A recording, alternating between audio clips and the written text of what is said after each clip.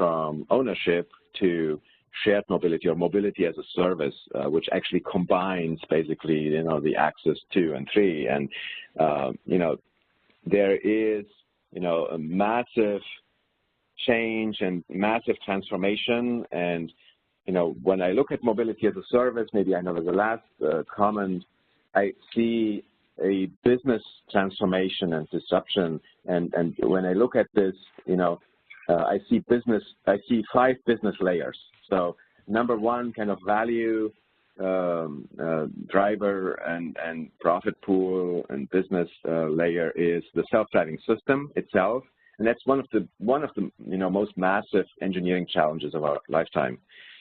Number two is the self-driving vehicles development, with different use cases, different interiors, different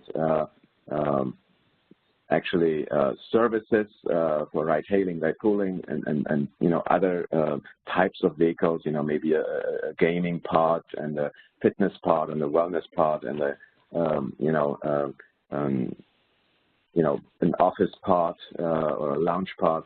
And then layer number 3 is really the fleet operations and fleet control center, which includes also the maintenance and repair and charging and parking and all that infrastructure as part of the fleet operation.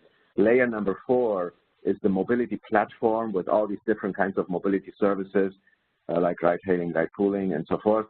And layer number 5 is what I call the content layer.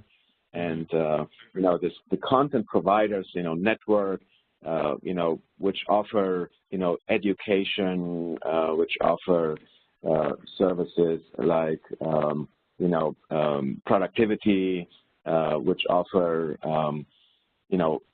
like gaming or offer entertainment, but also advertisement. And you can think actually of potentially even free mobility and free transportation to service providers, like to let's say, if you think about restaurants or you think about hotels, or, even today, like if you book through OpenTable, like the restaurants get like $1, right, per reservation. And if you think about, through mobility as a service with these self-driving electric vehicle fleets, mobility potentially becoming like, costs going down to like 20 cents or so per mile, you can think about, within a 5-mile radius, of, this transportation mobility to become ubiquitous and actually to become available, let's say within, included in the, the price of your meal for lunch or for dinner or to go to a hotel. So, it's really amazing to me, and I have to say, this is what I'm looking forward to. This is what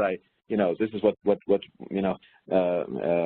wakes me up at night and keeps me up at night, and what I think about and work on, with a lot of passion. And I'm so happy, to actually be part of this and live in our lifetime to actually make this happen within the next 2 years.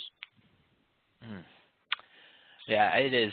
Well, it's momentous. I mean, it's just amazing how quickly it seems. At least on this side, me just being just a consumer, not somebody who's like deeply embedded in the automotive space, but just it's amazing to me how quickly we have ramped up.